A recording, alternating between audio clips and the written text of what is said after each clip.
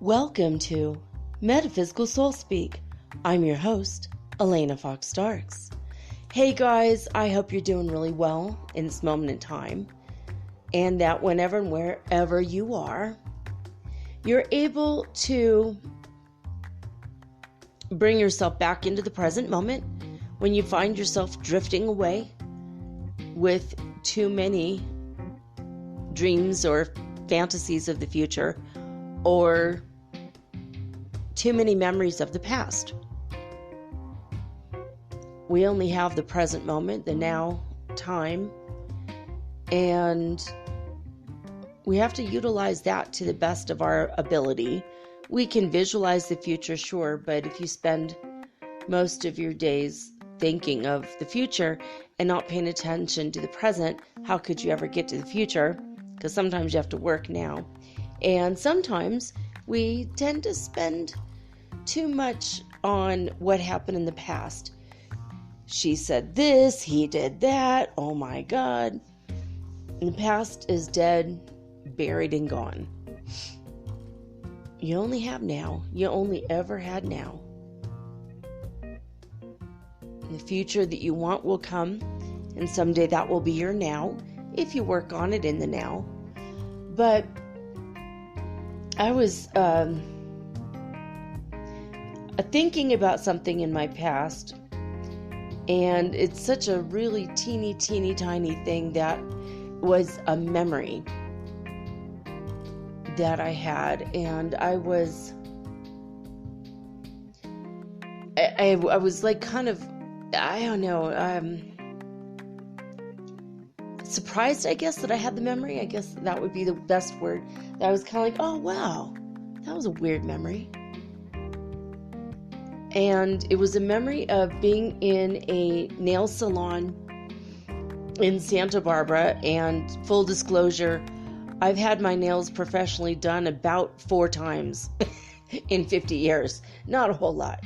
Maybe 5 times.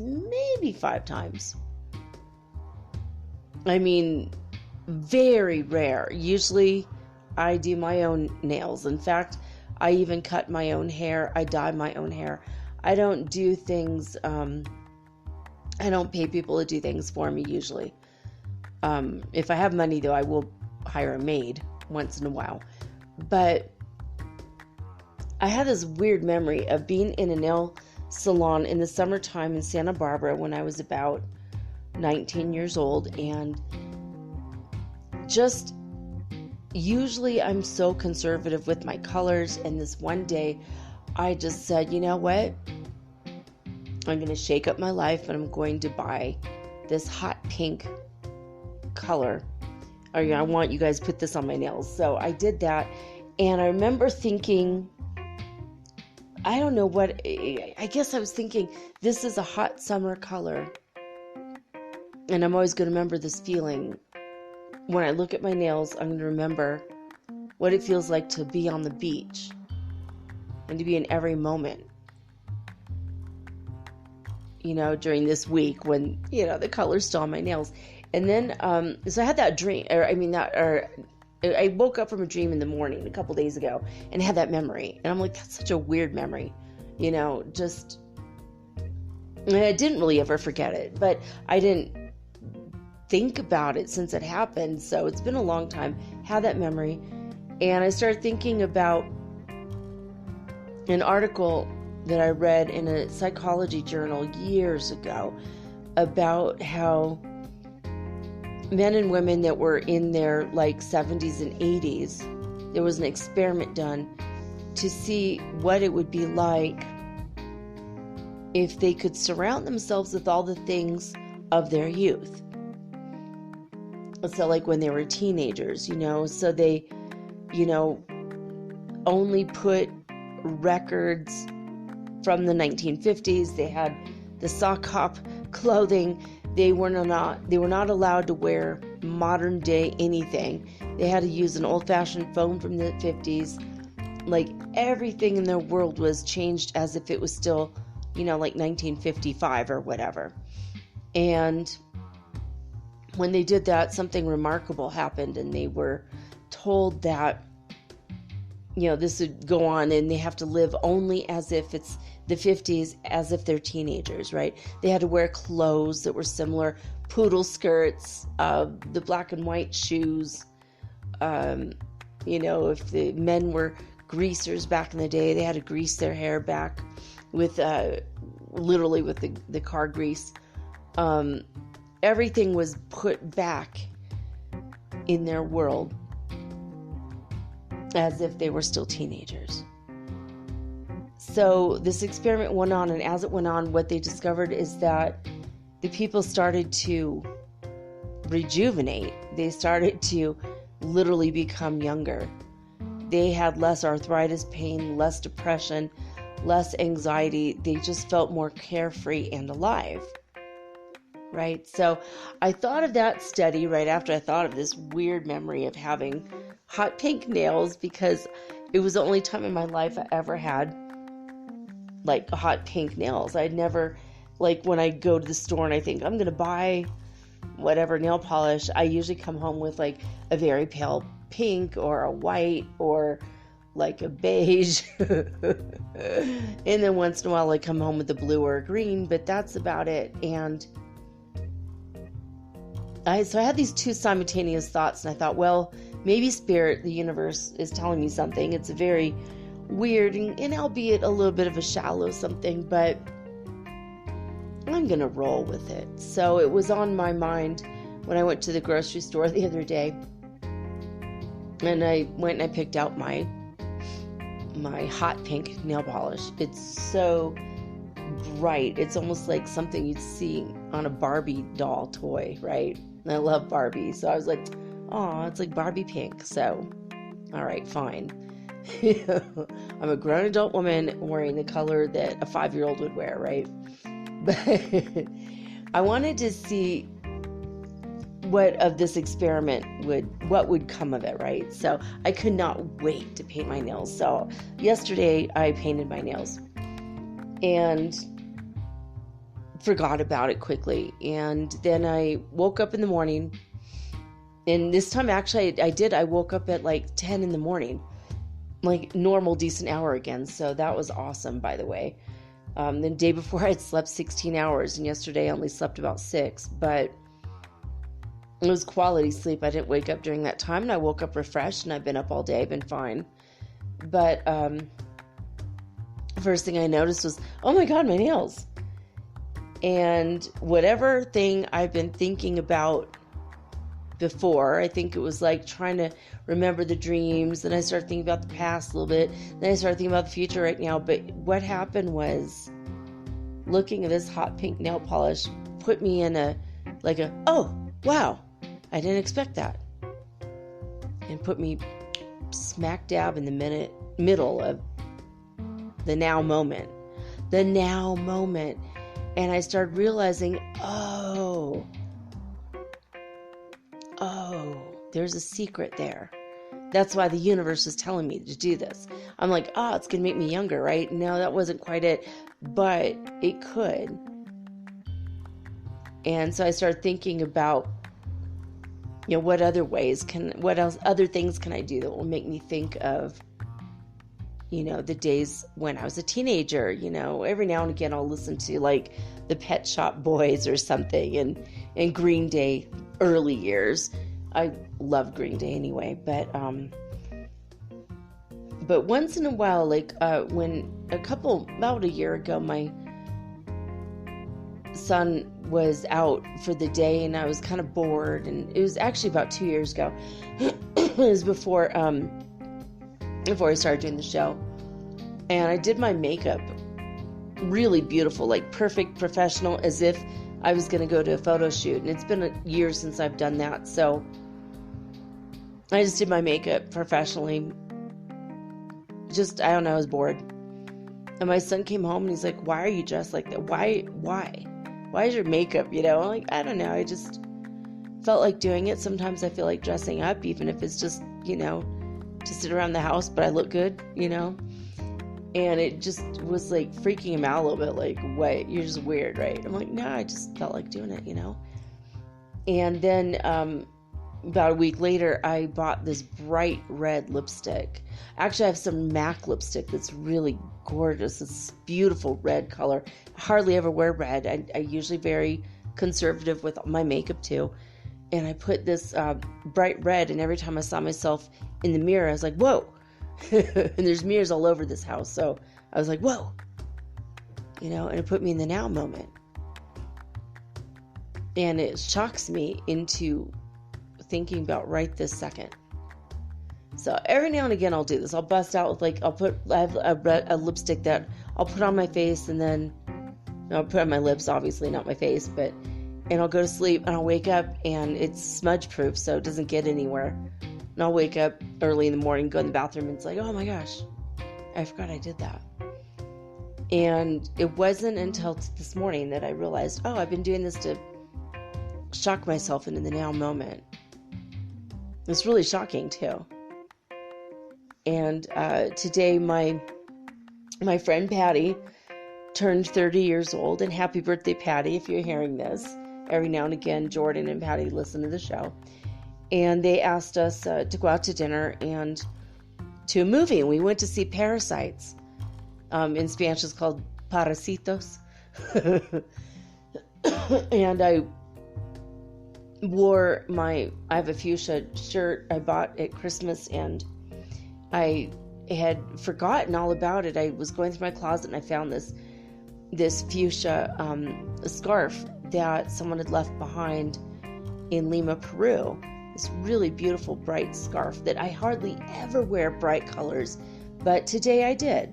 And I remember when I went into the bathroom at the theater to wash my hands, we went out to eat, then we went to the mall, walked around, we had some dessert, and I went to wash my hands. And I looked in the mirror and I was like, oh my gosh, I'm wearing so much fuchsia. It's so cool. It's shocking. It put me in that now moment. And I had a series of now moments where I'm just brought immediately to this instant, like boom, right now. And it was awesome. It made me feel amazing because I wasn't worried about anything. It took away my anxiety, by the way. If you're worried about the future or lamenting the past, that puts you in a negative state of mind, right? So I've been kind of like formulating my, kind of figuring out why I do these weird, shocking things sometimes, and I didn't notice until today exactly what it is I've been doing this whole time. So I wanted to encourage you guys to find something that puts you in a shocking, now moment, like I got a big tattoo on my leg. That's one for me. I'll forget, especially in the wintertime when I wear, like long pants and I don't think about it. And then when it gets warm outside, I'll wear shorts and I'll just look down and, oh my gosh, I have this like pretty massive tattoo. And it's like, oh, my tattoos. That's right. I do have tattoos. Because they're not really obvious. Normally I look down, I don't see anything on my arms, so I don't think about, but I look at my leg, it's like, oh, my tattoo. So like tattoos could be a way to keep you, boom, in the now moment. I met a guy who had a tattoo of a wrist around his watch. And on the face of the watch, he had the word now. So if anyone ever asked him the time, he'd be like, yep, it's now. See my watch? It's a dumb tattoo, but it was hilarious.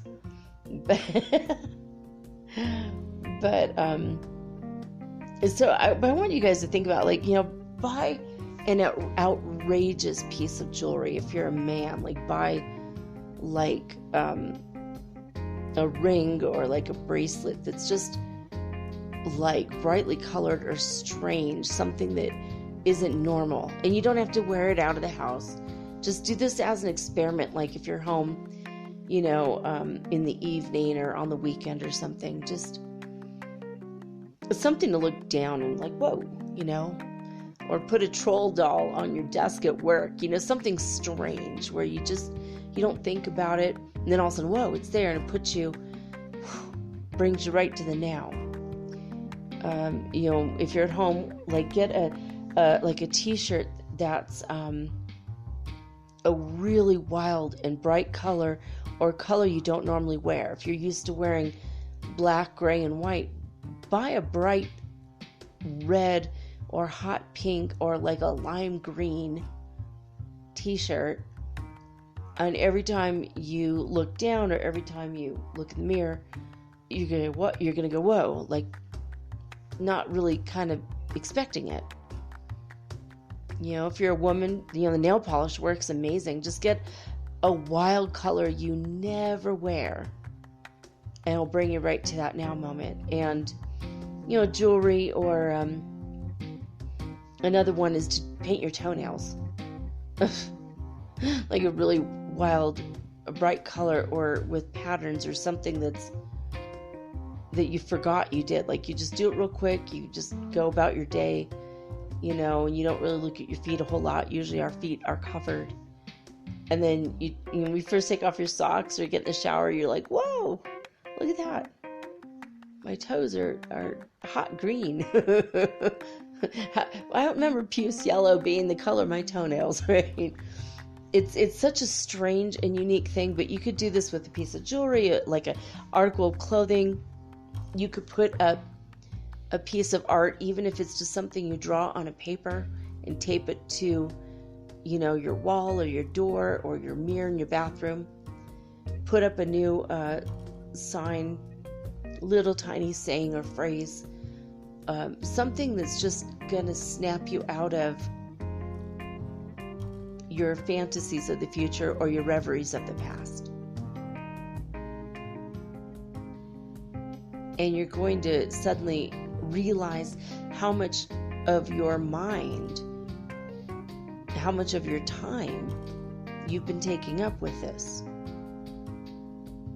You've been using so much extra space in your mind that could have been going towards actually creating what will become your future that you want. And your time is freed up, and it kind of frees up your emotional body energy as well.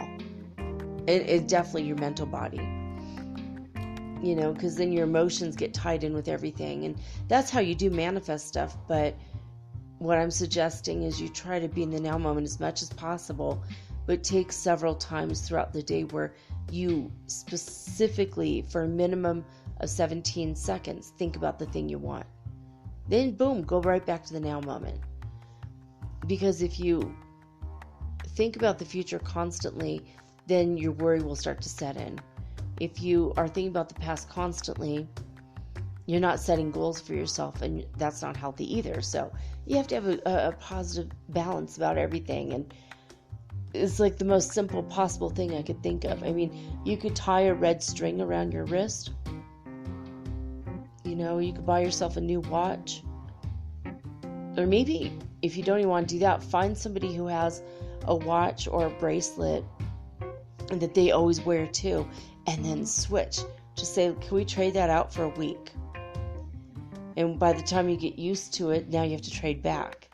And that, and that'll just keep going. And what if you had a watch club or a bracelet club with 3 or 4 friends? So you all wear a bracelet for a week to 10 days.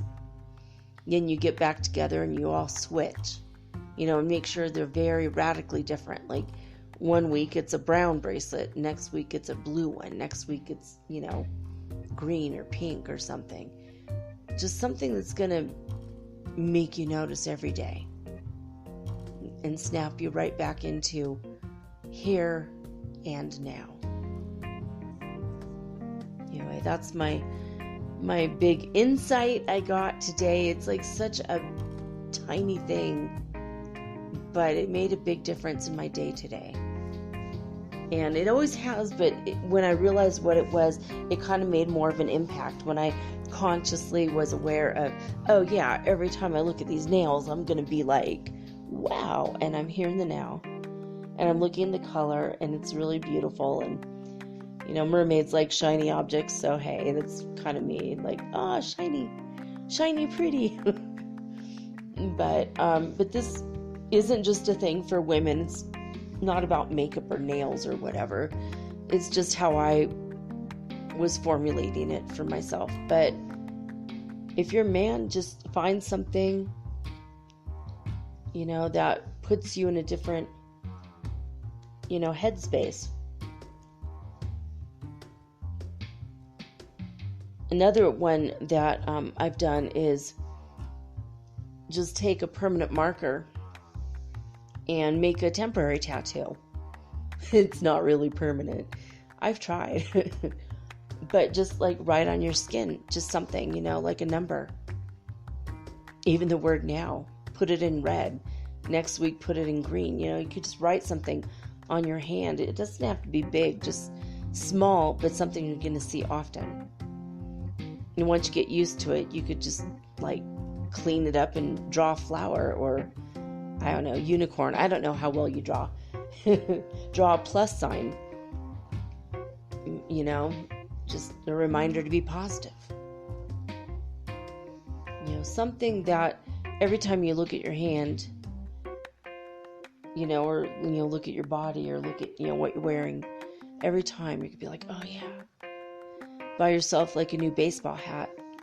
If you're a guy or a girl, doesn't matter, or, you know, woman, just, you know, wear a baseball hat, you know, while you're hanging out your house, and then you forget you have it on, you look in the mirror, you're like, whoa, I had a hat on, you know, or if you normally wear a hat one way, turn it around backwards. Not only when you're in the house by yourself, I mean, you know, not when you're out in public, obviously, but just do something that's gonna pull you out of the doldrums, the day-to-day, the routine.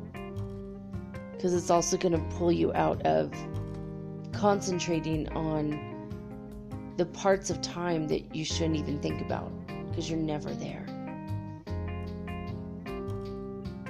Be here now, and you'll find so much power, so much energy in this moment that you'll be able to have more physical energy, more mental energy available. You have more creativity. It helps you to think outside the box when you're here now. It'll help you in a lot of different ways. So anyway, that's my 2 cents for today. I wanted to go to spaceweather.com for space weather news. Solar wind speed right now is 330 kilometers per second, which is extremely slow. It's gotten just slower and slower and slower. It's very, very weird. No sunspots. We're on literally day 25 without a sunspot. So obviously we're still at a solar minimum. The neutron counts in the air, the cosmic radiation bombarding us, is still very high. There's absolutely no deep coronal holes on the Earth side of the sun. And there were 12 fireballs today. So pretty much that's the space weather news. There's a little bit of an article I'm going to read to you guys here. Solar storms beach gray whales. This is a new discovery.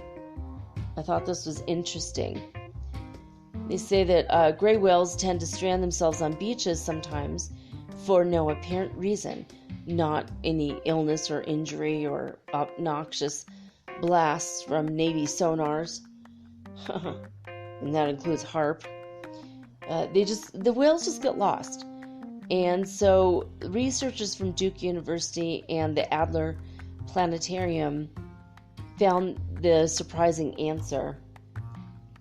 And they just published the study in this week's edition of Current Biology. And so basically it says, biologists long suspected whales have an internal compass, allowing them to navigate using magnetic fields, just like birds and bees.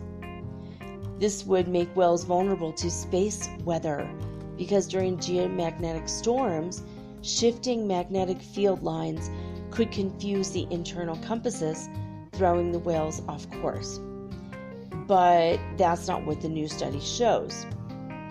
We were really surprised by our results, said the author Jessie Granger, a PhD student in biology at Duke University. She says, I don't know, it could be he or she, it doesn't matter, Jessie, Jesse. Anyway, this person says, geomagnetic storms are not stranding the whales. Instead, the best explanation seems to be a different form of solar activity, which is radio bursts. This is so shocking. I did not know the sun puts off radio waves. It's very weird. So during periods of high solar activity, the sun emits broadband bursts of radio energy. Many shortwave radio operators have been surprised by a roar of static in their headphones after a strong solar flare. Whales seem to be tuning in as well, they say. Granger's team looked at 35 years of gray whale stranding data compiled by NOAA, and they said, we chose gray whales because their species has one of the longest migrations of any mammal and is a near-shore migrator, suggesting that small navigational errors increase the risk of stranding. So they write, only whales that likely stranded alive with no signs of injury, illness, emaciation, or human interaction, like boat strikes, entanglement, Navy sonar, etc., were used.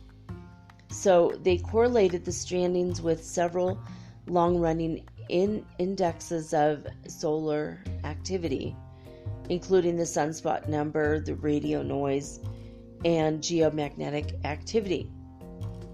So there's histograms if you want to go to spaceweather.com to look at them.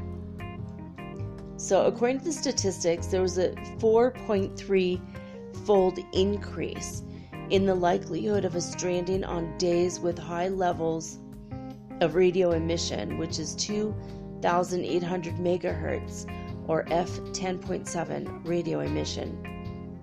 On the other hand, there was no relationship between the strandings and geomagnetic activity.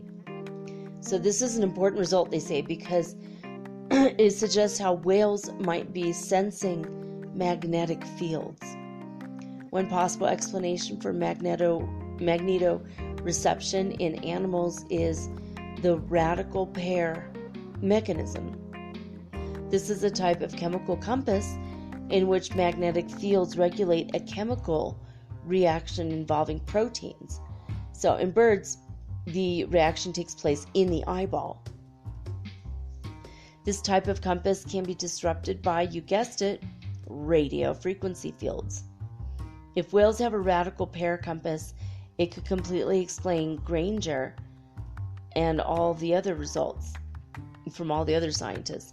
The new research could be life-saving because stranded whales rarely survive, only if they're found in time by groups that have the resources to refloat the whales. So if they use a correlation, they're able now to make a prediction about when whales are at a higher risk of being stranded live and have the stranding networks be more active during those time periods. So that's pretty cool. You know, gray whales, as well as other whales, need all the help they can get. So if this is absolutely true, next time we have solar flares, or, well, the solar radio waves coming our way, we know what to look for, or, well, listen for, then, you know, we can find out at what point of the migration are the whales, and we can rescue them quicker. So I thought that was interesting. There's a picture of what it looks like when they're recording the waves. And it's very interesting. It's very similar to the Schumann Resonance. It's very strange looking if you want to look at this. If you have more interest, that's at spaceweather.com. Okay, so Schumann Resonance today from Italy was the opposite of yesterday. Yesterday was like 8. It's like, why'd you even bother showing up to the party? Because, oh my gosh. It was no fun at all. While everyone else was, the average of the other 6 cities I look at was about 36 hertz frequency. So it was kind of low everywhere, to be honest. And then today, they say the activity ramped up, according to disclosurenews.it. And the amplitude reached power 14. And then they had a sudden peak right before 1. And then at the 8 o'clock in the morning report, they say activity began to increase with power 17 and then power 31. In total, the most significant activity so far lasted 6 hours. The other parameters of the Schumann resonance did not have large variations. Only frequency around 3 UTC time had a decrease to 7.37 hertz. And then the 10 o'clock in the morning report, we are in the midst of a very powerful activity starting at 8:30 UTC time, and within a few minutes it reached power 170 for 60 whole minutes until 9:30, and then they were above power 30, basically 30 hertz frequency. 2 o'clock in the afternoon, they say strong activity that reached power 170 ended at 17 local time. Then they had 2 hours of calm and then a new peak, which was more like around power 30. The 1700 report said they had calm conditions that had returned, and the last movements had lasted 2 hours, and then the peak was 30. And then at the evening report at 1900, it said what we called calm in the news ticker did not last long. With the new charts, then there was a peak to hertz frequency 34, which is still, it's not nothing, but, And then at the 2300 hour, they said not much more to add as the movement seemed to return to 10. So like right now, it's like nothing going on. But really crazy. And then when they started, for the people that are wondering what's been the most powerful movement before today's, what they have in their archive for their one location, the biggest one recorded was 158, and that was in December last year. So today went up to 170 in basically Italy, I think, is where this disclosurenews.it. So I thought that was pretty cool, and it's unfortunate that the Schumann Resonance's power on heartmath.org is not working right now. But when it's working tomorrow, we're going to take a look at these numbers and compare it to the 170 in Italy. So we'll see. Hopefully, there's some movement there as well.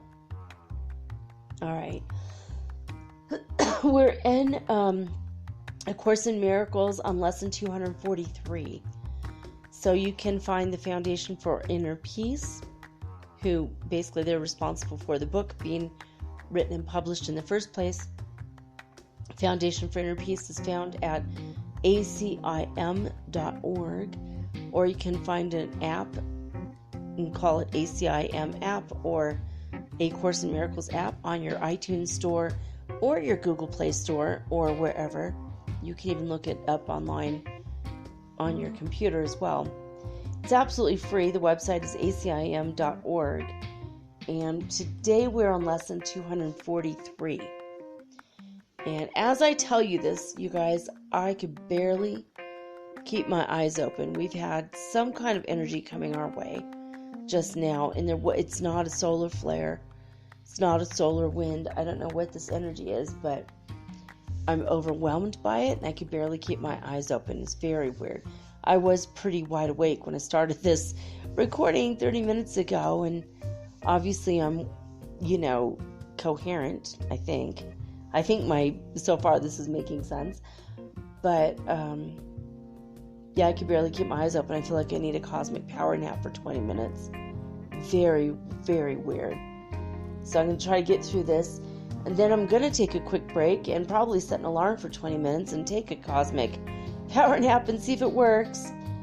But tonight the topic will be signs you are being abducted by extraterrestrials.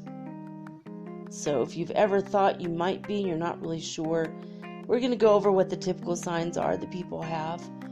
And if this matches you, then you can understand, what's been happening. Or if you think you were being abducted and none of these things match, then you can rest assured that it's not been happening to you. Right? So, okay, we are at lesson 243, and this is the lesson.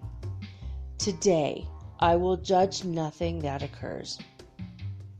Today, I will judge nothing that occurs. I will be honest with myself today. I will not think that I already know what must remain beyond my present grasp. I will not think I understand the whole from bits of my perception, which are all that I can see. Today, I recognize that this is so.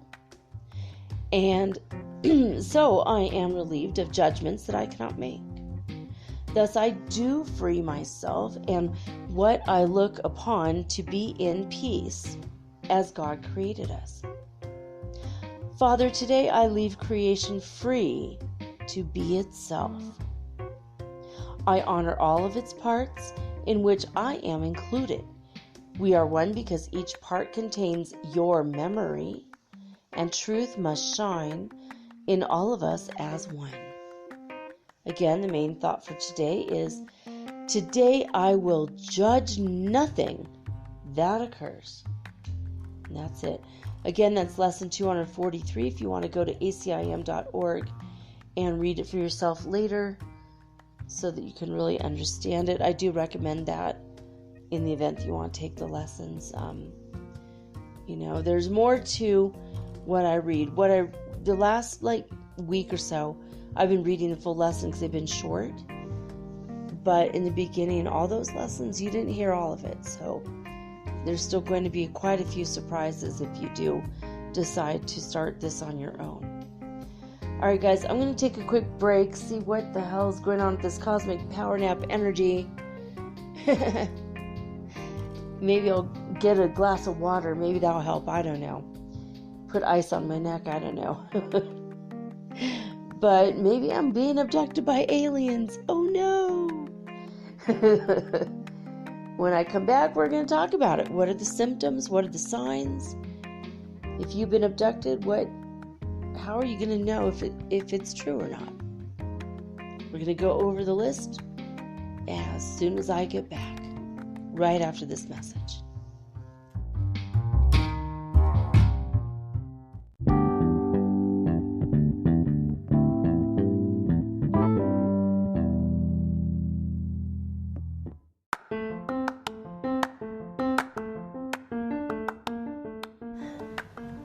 If you haven't heard about Anchor, it's high time you did. It is the absolute easiest way to make a podcast. First of all, it's absolutely free.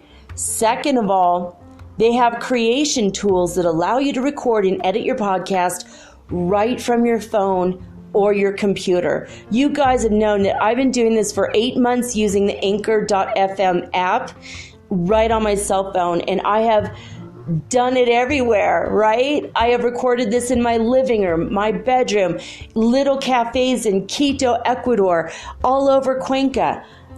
It's so absolutely easy to make your podcast, and editing is just a snap. Anchor also will distribute your podcast for you, and it took me about 2.5 months to become syndicated, and now I'm available on Spotify, Apple Podcast, and many more, and so can you. You can make money from your podcast also, and there's no minimum requirement. You get paid from your very first listener. It is everything that you need to make a podcast all in one place.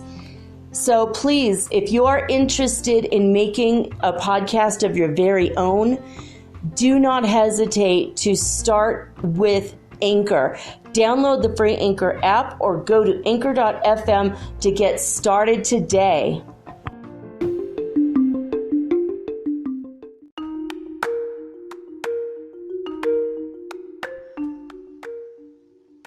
It's been called alien abduction, UFO abduction, or being abducted by extraterrestrials. And if you somehow grow to accept it, over time it happens that you accept them as being a part of your life. You start to consider that you are being taken instead of abducted.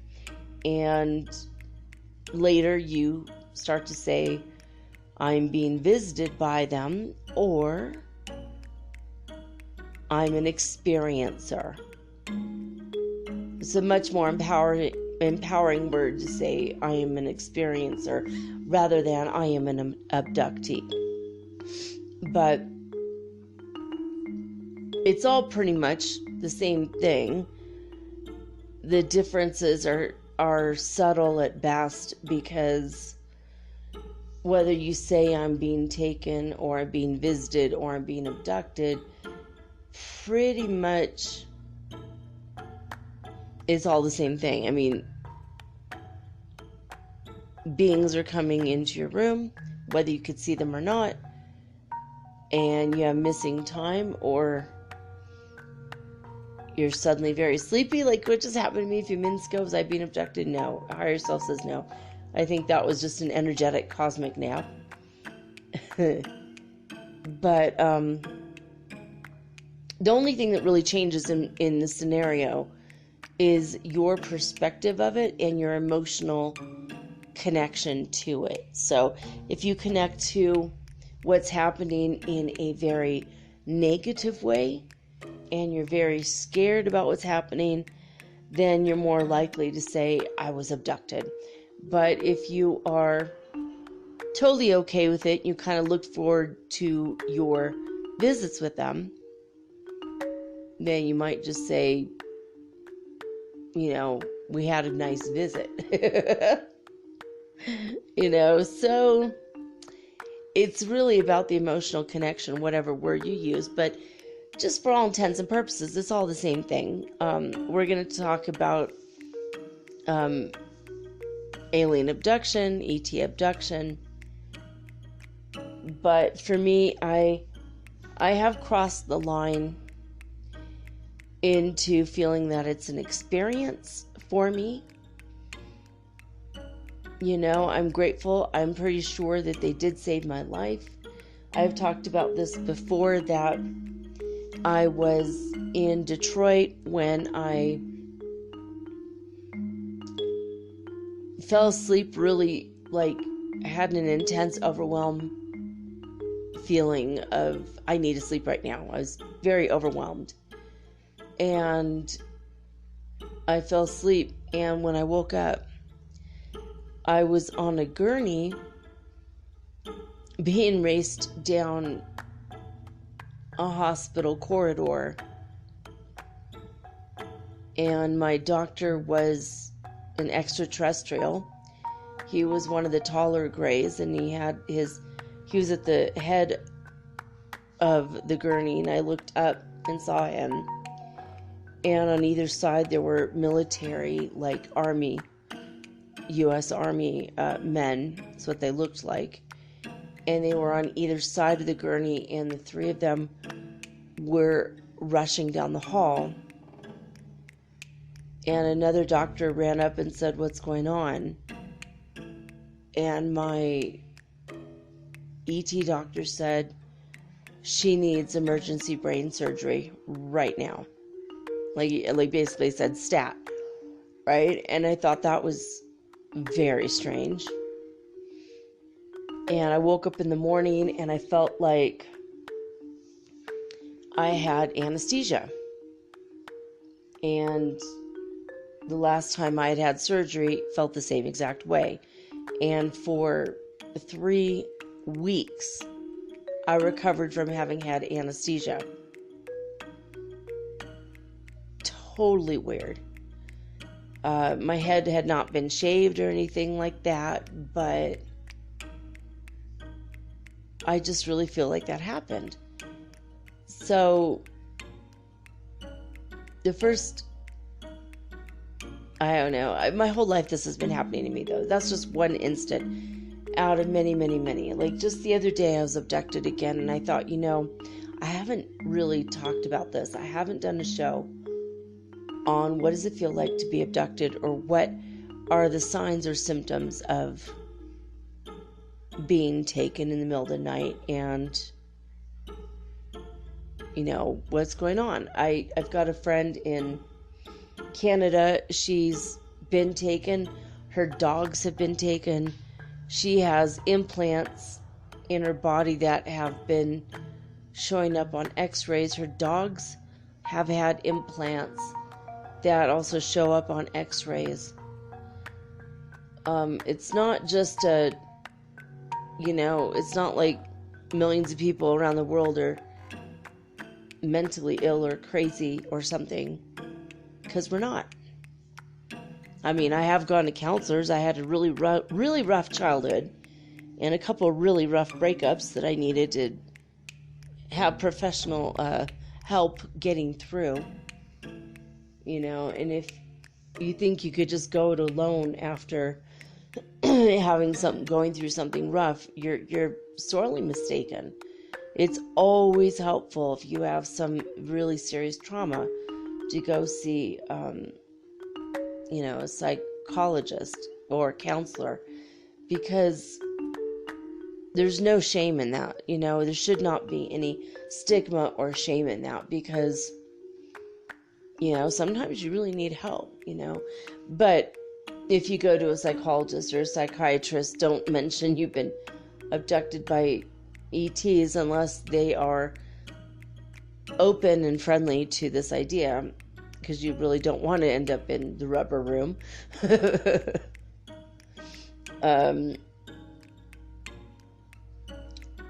I just remember when I was very, very little, being taken to different medical facilities, and after my hand, it's kind of weird, because I remember my hand was smashed in the door, and my parents took me to the x-ray place, and then another day I hit my head against a door, and I remember like a general, and I don't know, like, it's kind of weird. I remember an army general and another lady that looks like she was in the military, but she also had a white lab coat. And there were also ETs running this CAT scan machine, and the CAT scan machine was huge. It was like that huge round tube thing, and I was told to be very still, and they put me in it. They wanted to look at my head because they're worried because I had hit my head.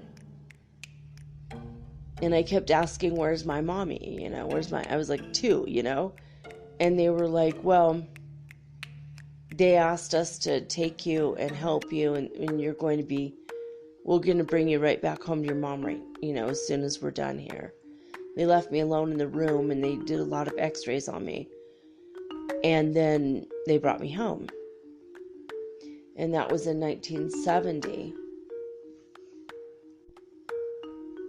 But when you look on Google.com and you look up when was the first CAT scan ever used, well, the first one was built in 1971, 1 year after. I remember being inside it. And the first clinical CAT scanners were not installed in hospitals until 1974 and 1976, between those years. And it says the original systems were dedicated to head imaging only, but whole body systems with larger patient openings became available in 1976, and CT became widely available in 1980. So in 1970, when I was 2, I remember being inside a CAT scan machine, a whole body CAT scan machine. I didn't know what it was called. I was just a little kid and I didn't have the words for it, but it was one of those creepy feelings of, why am I with all these strangers that I don't know? And where are my parents, So it's been kind of a joint military / ET effort, as far as I'm concerned, like toward, in my life. But sometimes people will have this only with the ETs, or like mine, and it might be my lab. I don't know what's going on. I really don't.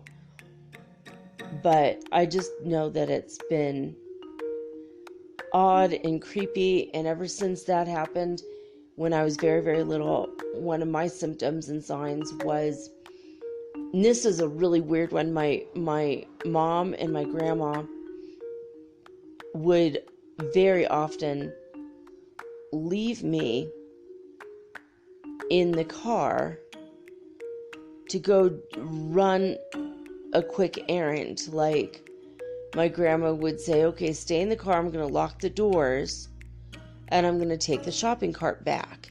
So it's not like they would go and do their shopping for 2 hours and leave me the whole time. It was like for moments, like, 2 minutes. Never anything beyond that. When my mom used to deliver the Los Angeles Times newspaper, which was enormous, but she worked, and this included the Sunday edition, which is huge. We would stop by like 7-Eleven and she would buy us donuts and coffee, and she'd be like, I'll just stay in the car, I'm going to lock the door, I'm going to leave the engine running, I'm going to go get the donuts and coffee, I'll be right back. And it was just like 6 in the morning, no one else was in the store, no one would be around. 4 in the morning, actually, between 4 and 6, usually would stop for donuts and coffee. And I remember feeling like I don't want to be alone in the car. I was afraid, but I was brave for my mom and my grandma. And I got to a point where when they would do this, I would hop in the back of the car. I would climb over the seat, and I would put my jacket or sweater over me, and I would hide. My grandma, I remember one very distinct day when she came, she's like, oh, what are you doing back there? What are you doing? And I told you I'd be right back. I was back right away. And I said, well, I just feel like the men in the sky are watching me, and I don't want them to see me. And I remember talking like that a lot. So that was like a sure sign that something's going on. And over the years, I've gotten, especially the last few years, I've gotten more physical evidence in my body than ever before. Like the scar on my wrist I've talked about, and I've had scoop marks taken out of my arm. I had a scoop mark taken out of my face a couple months ago, and my near twin was just talking to me. One of my near twins talking to me today, and he's like, I feel like crap, I'm not sick, I don't know what's going on. And I'm like, yeah, me too, I've been feeling really sick, but I'm not sick. And we both discovered we've been very, very dehydrated. And my friend Jordan tonight kept saying, God, I'm just so thirsty. Why am I so thirsty? I can't get enough water. So I don't know if that's something, an ascension symptom that we're all going through right now. But I know that my friend said, I can't believe you said you're abducted on your show. He listens to my show every day. And he says, I was abducted the same night. And they took a freaking scoop mark out of my cheek.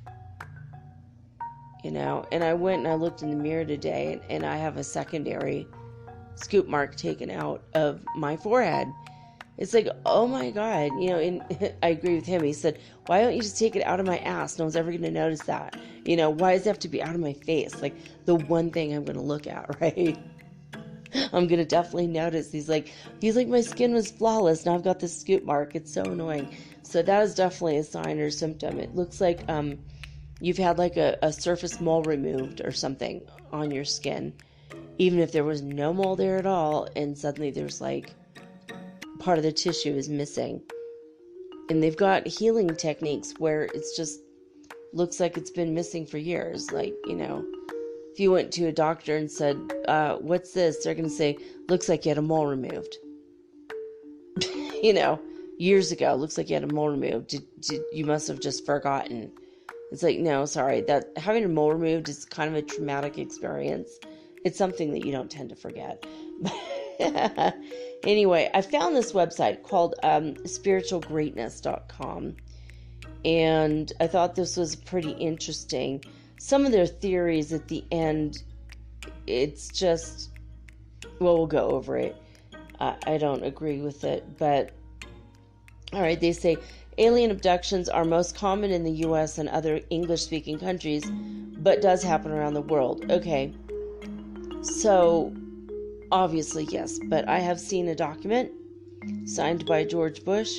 It was a copy of a document signed by him. Wasn't the original or anything. And could it be forged? Sure. Do I know what a signature looks like? Obviously not. But, and I mean the senior George Bush, the one who was the head of the CIA. I saw a copy in Santa Barbara of a document that he had signed saying that he was allowing extraterrestrials to abduct and experiment on the American public in exchange for obtaining extraterrestrial technology, basically. So obviously that upset me quite a bit. I'm like, oh my God. we're being experimented on because they want to have planes that fly better or whatever. So it's crazy, but I don't think that the ETs that deal was signed with are the only ones that abduct people. And I feel like the typical really tiny grays may have abducted me, but I've also been abducted by ones that are a little taller than that and have very tan or a pale brown skin, and I've been abducted by the ones that are taller grays. And my doctor who did the brain surgery, that weird memory, he was a taller gray. So it's not just one species that's doing this, it's many different ones. And I mean, if you've had one dream or two dreams after you've watched a sci-fi movie, then it's definitely not happening to you, most likely. But if you have had this your whole life and the alien abduction thing didn't come about till like the 80s or the 90s with Whitley Strieber's book Communion, I didn't really know much about this until that book came out, and I started panicking. I saw that face on that book, and I remember being paralyzed for like 20 minutes in a store. I couldn't stop looking at it. And I remember this woman going, "Are you okay? Miss, are you okay?" And I'm just like, how do I answer? Am I okay? Holy crap, how do I know this face? I know this face because I've met this face. I've met this person. This ET. It freaked me out. And I remember I was probably 20 when I realized what had been going on my whole life. I'd been misled. I had been taken astray. I'm going to go on one road. That's how I'm going to get home. And then I find myself bewildered several hours later in a field looking for a cat. That makes no sense that happened. that happened to me several times when I was a teenager, just trying to explain to my parents what happened. And it's like, I literally cannot account for my time. I left at 11. I got out of work at 11. I went to a friend's house for maybe 20 minutes. I left at 11:20. I should have been home before midnight. Well, why is it 2:30 in the morning then? I don't freaking know. Well, we went out looking for you. We went out on the highway. We couldn't find you. We were scared you were in a ditch somewhere. Like, yeah, I took a different route home. Well, where'd you go? I went by the Knutson's farm. Well, why'd you go that way? That's a longer way. I'm like, I don't know. Well, what happened did you get into an accident? No. I was driving and I saw a cat. And I decided to pet the cat. So I pulled over the side of the road and I went to pet the cat. Next thing I know, it's 2 hours later. That was a typical thing that happened to me. Scary as hell. All of a sudden I'm standing in the middle of the field looking around, feeling like an idiot. I'm cold and I'm shaken. Emotionally and physically I'm shaking because it's cold, but I'm like emotionally shaken. And I look and the car door is beeping. The door is open. The light's on. I could have run down the battery. I could have stranded myself in Minnesota. Not where you want to be stranded. I mean, it was safe. I knew everybody. I knew all their farms. But, we lived in a very small town. But, with all the farms around. But, what the hell? That kept happening. That's, getting up in the middle of the night and walking outside for no reason. Sitting in a car like I'm waiting for an appointment. And then waking up hours later and just being bewildered and having to go back in the house. Feeling like really stupid what happened just now. Seeing weird lights in the sky you can't explain. Over and over and over. I mean, just this happened so much. One time I parked in front of the large Quonset hut. We have Quonset huts. They were kind of like a barn, but it's like a round sort of barn, and they're white as opposed to a red barn. We had white Quonset huts, and they were just storage. We had our snowmobiles in there, and so we had a small one closer to the house, and then a larger one farther away from the house. And I remember one time I pulled in front of it, and I was gonna get out, and I saw an ET step out. The Quonset hut was open. There was a half a foot gap, and I saw it step out, and I saw its head, and I saw its long fingers, and I got absolutely paralyzed, and I was terrified. I couldn't scream. I couldn't do anything. I don't know. And then I fell asleep, because that makes sense. You're terrified. You want to run and get away, and all of a sudden you just fall asleep. It makes no sense. But that happened, and then I got out of my car after hours, felt really weird, and walked up to the house. And the next day my dad's like, why did you park in front of the large Quonset? It's the farthest away. You had room in the driveway. You could have just pulled up. I'm like, I don't know, Dad. I don't know. Something weird happened. I don't know.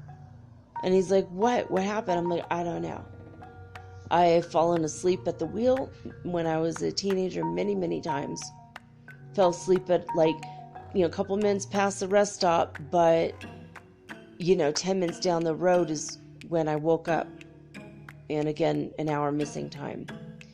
And how am I making the left turn on the road home, and I wasn't hit by another car coming across the other part of the highway? I don't know. There's just no explanation. I was abducted on that road many times, nightly for a while. When I was in Lima, Peru, I had a dream that I was taken aboard a ship and introduced to my children. And I have 4 other children. They're hybrids. They're half ET, half human. So those kind of dreams are really disturbing. My oldest kid, she told me the night that I had that dream, she had the same dream, but she was taken to a different room as me. She in her dream, we were both taken, and she was introduced to her child. I think maybe she has one or two. And when we were in the room, there were these toys that we had missed from our own childhoods. And I saw some of my toys in there. I'm like, how did they get my toys? I haven't seen that toy since I was like 3 or 4 years old. And it just disappeared one day. No one knows what happened to it.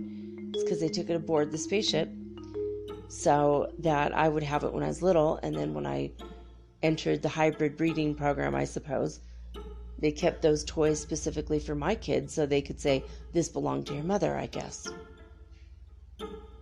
I've had dreams where they've taken me to the cockpit of the ship and taught me the language and taught me how to fly it. Even though I didn't fly it, they said, "This someday you're going to fly our ships." My oldest, same things, had memories of being in the cockpit getting ready to fly. I've, my whole, throughout being, teenager and in my 20s, I had memories or dreams of just, like, I'm going to go through these doors and they slide open as you approach them. And they're like, it's very much like Star Trek, very strange. Not as cheesy as Star Trek, but more realistic looking. It's very weird. And it makes like a whooshing sound as the vacuum sound of a door being opened, of a vacuum sealed room, I guess. It's very weird. So I've had my whole life, I'm sure I've been abducted, and now I've got the scars and I've got implants. I've got an implant in my, at least one in my skull, like on this, out, it's not in my skull, but it's like between my skin and my skull, and it changes shape depending, and sometimes it gets really small, sometimes it gets bigger. After an abduction, usually it gets smaller. It's very weird. So it's almost like a sensor, maybe, like it gets bigger and bigger and bigger, starts to bother me, and then I have an abduction experience, and then it gets smaller. So these are my personal signs and symptoms. It's freaking weird. I know it's really weird, but I 100% believe this is happening to me. And since I've gotten the scars, and I've been with people who remember me and they can't explain how they know me. I think we were abducted together before we met. I feel my friend Jim O'Connell, God bless him, he was the creator and founder of the TV show Experiencers that never got off the ground because he supposedly died. I'm not going to go into that. It's a whole conspiracy, but I'm still friends with the executive producer of the show.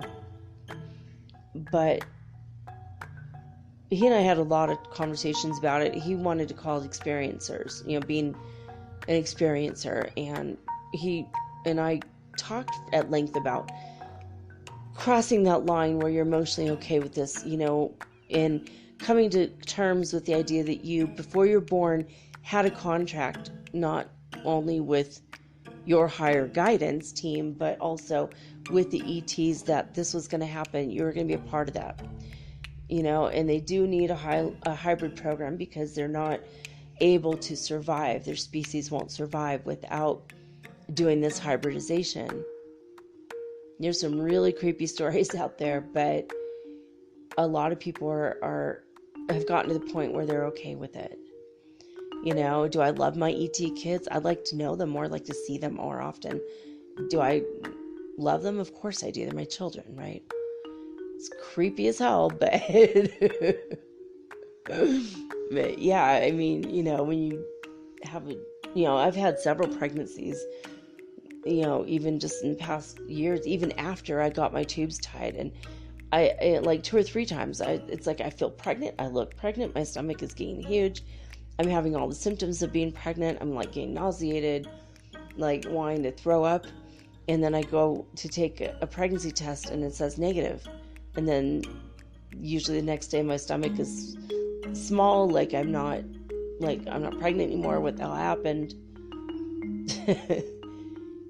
When I was 18 and I first started living on my own, I started panicking because I didn't know where my baby was. I'd wake up in the middle of the night looking for my baby and crying for hours because my baby's gone. My baby's missing. Why? Where the hell's my baby? And then I'd like just kind of snap out of it. It's like, what the hell's wrong with me? I've never had a baby. That's like the weirdest thing ever. So those kinds of things, those are my personal symptoms, right? And signs that something ain't right. Who goes into a field, doesn't catch the cat, and 2 hours later, walking back to your car feeling really weird and disheveled? When I first got really sick with this Epstein-Barr virus, I was really, really sick, and I think I went into a coma because I took my temperature and it was like 106. And that was like on a Friday night, and I woke up on a Sunday night at the same time, exactly 48 hours, almost on the nose later. But when I woke up, I was, instead of under the covers, I was sleeping on top of the covers. Well, you could explain that away. Sure, I was thrashing about in my sleep. Normal. But why is my, my bathrobe, my nightgown, why was that inside out? I mean, that's just too weird. A lot of people will go to bed one way, sleeping in one position in their bed, and they'll wake up with their head at the bottom of the bed or sideways, or the weirdest one that happened to me was waking up at a diagonal angle in the bed. That was freaking weird. And sometimes you'll be returned on top of the covers instead of beneath them. Your clothes will be inside out, and sometimes your clothes will be wet. Some people reported their clothes have grass stains on them or are muddy, which is like, what the hell? Where were you taking me? Aboard your spaceship or in a field? It's super confusing. I don't know if that's like a secondary explanation. Oh, I must have been walking in my sleep outside in some random muddy field, even though we've had a drought this year. It's odd. Some of these things are inexplicable, and yet there is the evidence right staring you in the face. So, all right. An alien abduction will typically have some or all of these parts, according to spiritualgreatness.com. They say warning signs. Before an alien abduction occurs, people have signs that an abduction is about to occur. The first time a person is abducted, they might not realize what's going on until afterwards. But when it's repeated, it's useful for telling when the abduction is imminent. I used to hear like a hum, a low hum, like a super unsettling, crazy hum. Or sometimes my ears will start popping, pop, pop, pop, like I just am coming back down from being in an airplane. And when that happens, it's like, oh crap, they're about to take me kind of feeling. They say, here on this article, they say signs include things like your TV or other electronics suddenly start acting strangely, turning on and off by themselves, that kind of thing. See, what did I just say? 2 nights ago, the day I was abducted, I said, yeah, my electronics are really weird. Didn't I say that? There's a sure sign. Sometimes it's just when I have 11th dimensionals come in my room to talk, and it's like, all right. See, the ETs do show up now and have a conversation with me. I feel like I've crossed over into the level of, now I'm an experiencer. I'm channeling the Arcturians and the Lyrans and the Pleiadians, and I'm having more of a galactic conversation. I'm accepting my multidimensional self more. But it took me forever to get here. It was really uncomfortable for like the first 35, 40 years of this. So anyway, you feel like you're being watched. You hear strange humming noises. It says, yeah, exactly. I just said that. Outside your house or your vehicle. I've seen like lights outside like my window where everything is lit up inside my room, but then no one else notices. It's like, how the hell is everyone sound asleep? It's like light like day outside. It's like, what is wrong with people? How come they don't see that? But people get paralyzed somehow or stunned, and they don't, and the memory's wiped, and they don't remember anything. But the capture, during this phase of being captured, you'll feel helpless sometimes, or like you're basically being captured. You'll be in bed, you feel like you're awake and aware of what's going on, but you can't move your body. You can't cry out for help. You can't scream. You can't emote anything. And if you encounter a UFO while driving at night, sometimes the engine will go off or will start acting weird. The electronics will stop working. And you can be removed from the vehicle by a bright light, or they're saying here your whole vehicle can be lifted up into the UFO. Try to explain that to the sheriff later.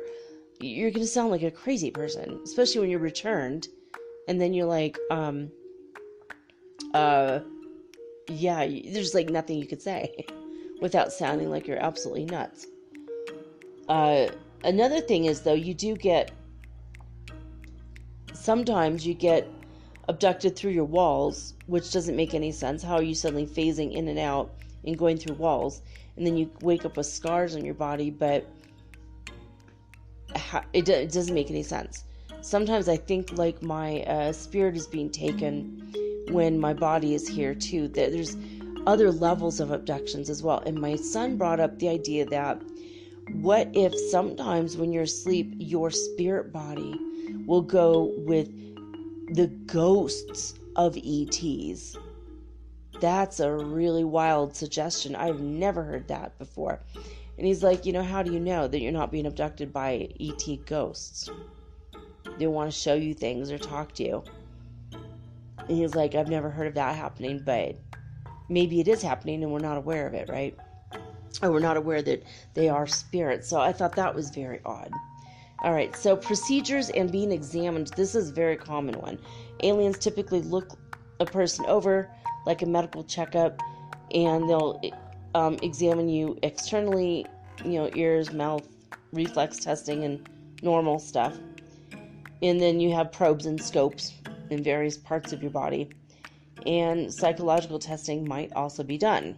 It says here in spiritualgreatness.com. So, okay. I mean, I've had, like I told you, like brain surgery, okay? And I've had tests. They've taken my blood. They've taken scoop marks out of my face or out of my arm. I get scoop marks out of my arm a lot. I don't know why they're taking the tissue samples, if they're just needing my DNA. I don't know what's going on. I do know that oftentimes I will wake up in the middle of making love to somebody I don't know. And then they'll I don't know if they're have a hypo spray or whatever, but all of a sudden I go back to sleep and then I wake up in my bed like, what the hell happened? And then over the next couple days I start to realize I feel like I had sex, even though I've been celibate more or less, or for the most part, for the past 3 years. But I'll smell like I've been with a man, and this has been happening my whole adult life. So it's very odd. It's like they seem to be very, very interested in sexual response somehow. And I don't know, maybe they're trying to, I'm not getting myself laid, so they get me laid for me. I don't know. Do they think they're doing me a favor? It's kind of creepy. Honestly, it's like I smell like I've been with a man. I smell like sometimes his cologne or his sweat on me. And I smell smells that just I know aren't my body. Oh, it's really, really freaky. I don't want to go into more detail, but it's obvious that I've had sex, even though I know I haven't. I haven't even left the house. No one's coming over. I haven't left the house, and yet I know I've done it. So, and I think that in at least one instance, I think that they put me together with somebody who I later ended up dating. I think it's like they're matchmakers in a weird way. I have a feeling that I've been doing it with my twin flame, which is very weird. I feel like tonight they gave me an image in my mind that they're linking me with my twin, and I've been together with my twin physically, sexually, even though obviously I don't remember it. But I wake up and I smell like I've been with somebody. Sometimes I smell man's cologne, or I'll smell whiskey, or like on my skin will smell like I was kissed by someone with whiskey breath. It's like, what the hell is that? Or I'll smell like cigarette smoke around me, or almost like a marijuana smoke around me or in my hair. But I haven't been to a club in like 3 years, so why is that happening now? That kind of feeling, those are signs that they're putting you through that kind of a situation. I remember like 3 or 4 years ago, there was a blonde soldier they kept hooking me up with. And I kept having this dream of being with this blonde soldier, and he's wearing like his battle dress uniform, and he's in a complete trance.